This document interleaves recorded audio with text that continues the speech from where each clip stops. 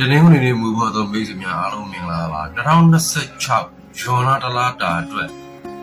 တနင်္ဂနွေနေ့မူပေါ်သောမိတ်ဆွေတွေတေရောကပ်များနဲ့နမိပတ်ပြီးမှာဖြစ်ပါတယ်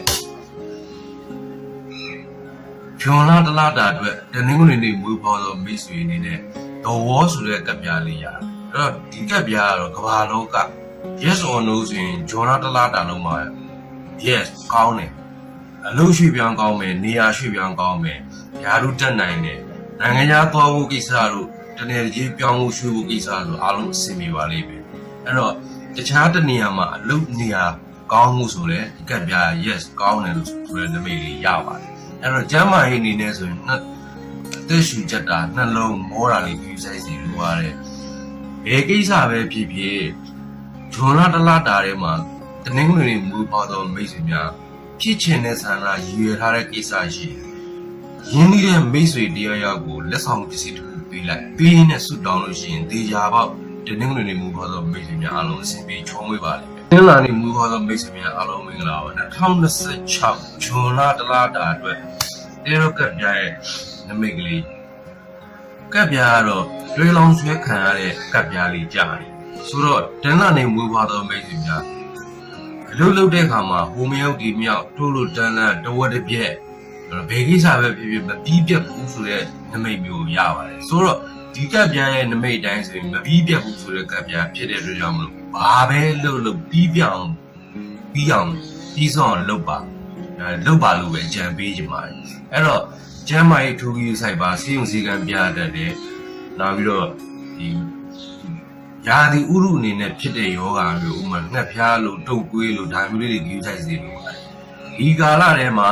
ဘယ်ကိစ္စပဲဖြစ်ဖြစ်ကိုဖြစ်ချင်တဲ့ဆန္ဒရည်ရွယ်ထားတဲ့ကိစ္စတွေအဆင်ပြေဖို့ဆိုရင်ကျွန်တော်တို့လမ်းမှာရောင်းတဲ့ကလေးတွေရောင်းတဲ့ပန်းရောင်းတဲ့ကလေးတွေကနေပြီးတော့လွှဲလောင်းဆွဲထားတဲ့ဂျိုးလေးတွေကိုပန်းလေးတွေပေါ့အဲ့ဒါကိုဖျားလှူပါပိုကောင်းတာကတော့အဲ့ဒီခုနကပြောပန်းလေးတွေလှူခြင်းအားဖြင့်လွှဲလောင်းဆွဲထားတဲ့ပန်းလေးကိုဘုရားမှာလူချင်းအားဖြင့်တနင်္လာနေ့မူပေါ်သောမိတ်ဆွေများအထူးကံကောင်းပါလိမ့်မယ်။အင်္ဂါနေ့မူပေါ်သောမိတ်ဆွေများအားလုံးမင်္ဂလာပါ2026ဇွန်လတလတာအတွက်တေရောကပ်ပြားရဲ့နမိတ်လေးဖတ်ပေးပါမယ်။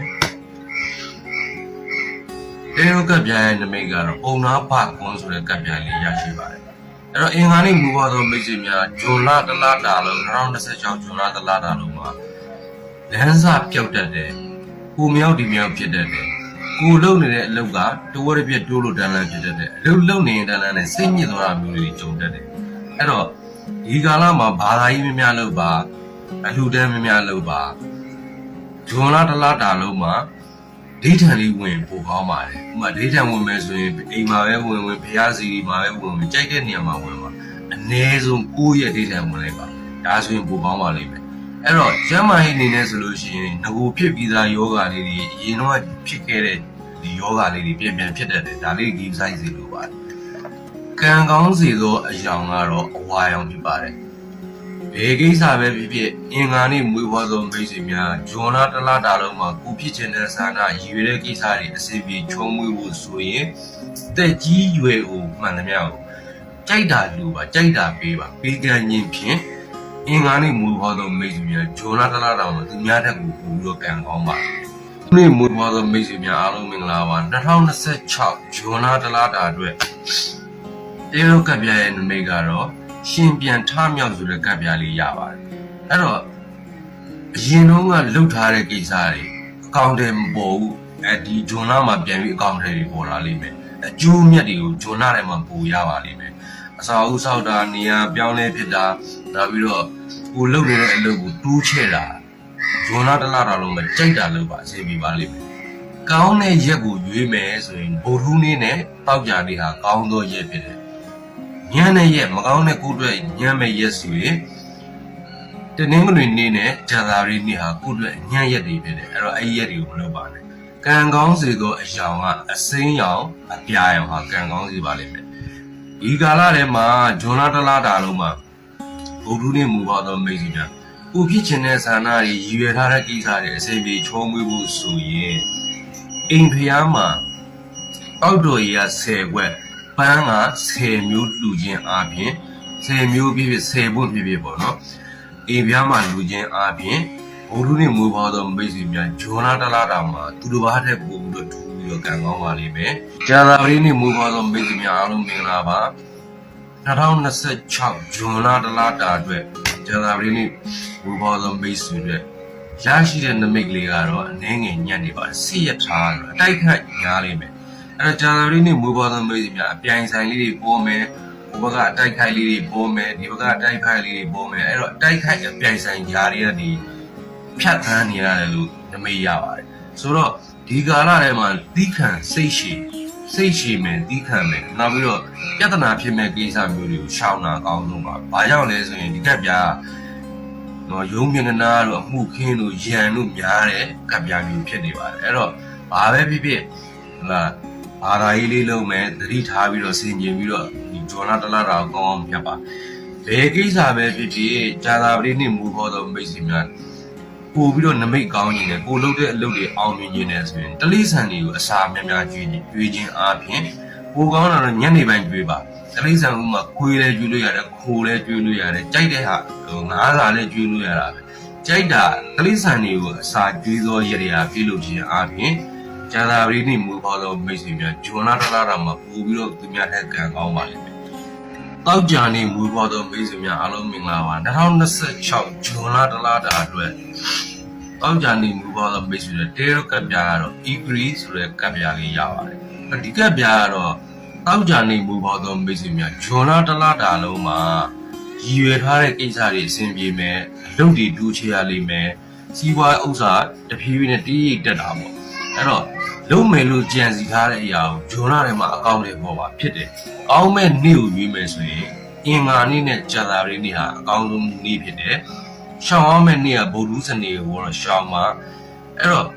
တောက်ကြနေမူဖို့သောမိတ်ဆွေများဒီလိုဂျွန်လာတလားတာမှာသူများလက်ဆောင်ပြီးပို့ပြီးတော့နမိတ်ကောင်းတယ်။အဲ့ဒါလိုလက်ဆောင်ပစ္စည်းရမယ်ဆိုရင်3ကနန်း5ကနန်းကိုပအောင်ပါလေဒီထိုးပါပို့ပြီးတော့ဒီနမိတ်ကောင်းပါလေဒီပေါင်းနိုင်ပါလေဆိုတော့ဘယ်ကိစ္စပဲဖြစ်ဖြစ်ဘုရုတောက်ကြနေမှုဟောသောမိတ်ဆွေများအောင်မြင်မှုတွေဂျွန်လာတလားတာလုံးမှာစီးစိမ်ဥစ္စာတွေပြည်စုံမှုလုပ်ငန်းတွေတိုးတက်မှုတွေပိုရခြင်းတယ်ဆိုရင်အိမ်ဖျားမှာတစ်သီးလူချင်းအားဖြင့်တစ်သီးဆိုတော့ဘာသီးပဲဖြစ်ခွဲခြမ်းစိတ်ဖျားပြီးမှခွဲခြမ်းပြီးမှဖျားလူပါတစ်သီးစွန်းကတ်ခြင်းအားဖြင့်တောက်ကြနေမွေးဖော်သောမိတ်ဆွေများဂျွန်လာတလားတာလုံးမှာသူတို့ဘာထက်ထူးပါလိမ့်မယ်စနေနေ့မွေးဖော်သောမိတ်ဆွေများအားလုံးမင်္ဂလာပါ2026ဂျွန်လာတလားတာလုံးအတွက်တေရိုကပ်ပြရဲ့နမိတ်ကလေးဖတ်ပြီးမှဖြစ်ပါတယ်စနေနေ့မွေးဖော်သောမိတ်ဆွေတွေတေရိုကပ်ပြကတော့မေတော်ကြီးဆိုတဲ့ကပ်ပြလေးရတယ်အဲ့တော့ဂျွန်လာတလားတာလုံးမှာစနေနေ့မွေးဖော်သောမိတ်ဆွေများ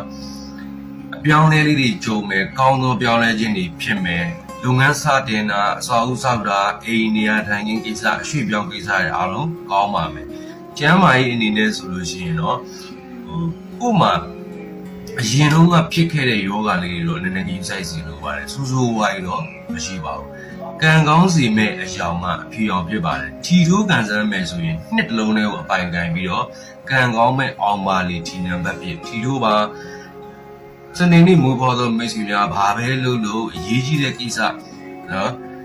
အောင်မြင်ခြင်းနဲ့ကိုဖြစ်ခြင်းနဲ့စာနာတွေဖြစ်ခြင်းနဲ့ဆိုရင်သူတို့ဘာတဲ့ပိုပြီးကန်ထူးခြင်းနဲ့ဆိုရင်တက်ကြီးရွယ်အိုတွေယောက်ျားလေးပဲဖြစ်ဖြစ်မိန်းလေးပဲဖိုးပဲဖြစ်ဖြစ်အဖွားပဲဖြစ်ဖြစ်ပေါ့နော်